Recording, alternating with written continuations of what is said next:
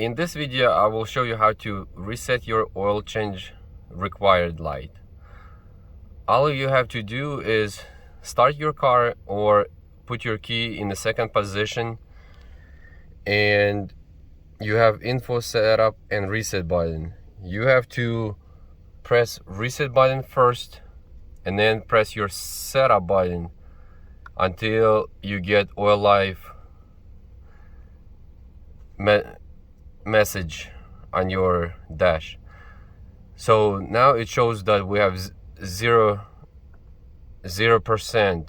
So all you have to do is just press reset and hold this button until it resets back to 100%, and then you can press reset button again and you can change your percentage.